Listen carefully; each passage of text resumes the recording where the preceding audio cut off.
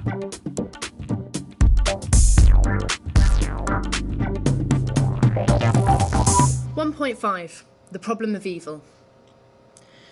Peter Sutcliffe, also known as the Yorkshire Ripper, said that God told him to murder women. Now, no Christian or Muslim would agree that God would tell someone to do this. But it does make us think, why do serial killers exist in the first place? If God created the world, why would he make serial killers? Evil caused by humans is known as moral evil. You could argue that God just made people and they then chose to be evil. But what about natural evil, like hurricanes and other types of suffering that aren't obviously caused by humans? Why do they exist? This is known as the problem of evil, and it is used as an argument against God's existence. The argument goes like this. If God is all-powerful, omnipotent, then he is powerful enough to stop evil. Omnipotent means infinitely powerful, so God should be able to do anything. God is also supposed to be all-loving or omnibenevolent. This means that he should want to stop evil. After all, if you could click your fingers and stop sadness, famine and murder in the world, wouldn't you?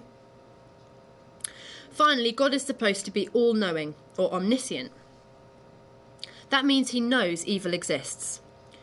Theists believe that God knows every hair on their head, every thought that they have and everything they do, so he must know when evil is taking place. Now let's imagine that our Yorkshire Ripper is planning to murder. God knows that he is about to murder because he knows everything and he is powerful enough to stop the murders from happening. He also loves humans. He created them after all, so he must want to stop it. But the murders happened, and murders and deaths still happen today. Why? Christians have a range of responses to the problem of evil, known as theodicies. For example, St. Augustine came up with the Adam and Eve theodicy.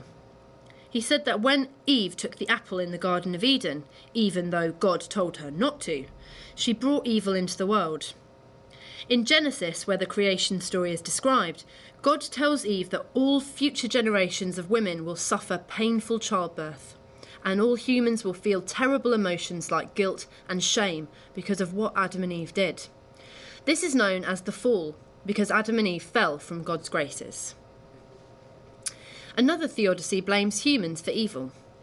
The free will defence says that the best possible creation God could have made involved giving people free choices. If we didn't have the ability to make our own decisions, we would be like robots, and where would be the fun in that?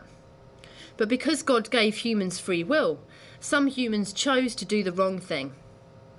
It isn't God's fault, it is the choices that humans make. Finally, the Bible gives Christians some ideas about the cause of evil. In one story, a man called Job is tested by the devil. Satan, the devil, messes with Job a lot. He takes his property and his family. Job even gets nasty boils and sickness. But despite it all, Job never gave up on God. As a result, Satan gave up and Job got lots of rewards from God. Some Christians and Muslims argue that evil is a test.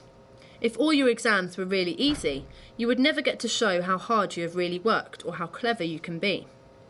In the same way, if there was no evil in the world, you could never show God how good you can really be. In times of crisis, some people never give up. In fact, it is a chance for them to help others. The Holocaust, one of the worst events in history, really showed how evil some people can be, but also how good others can be. Some people risked their lives every day to save Jews. They hid them in their houses and helped them in any way they could.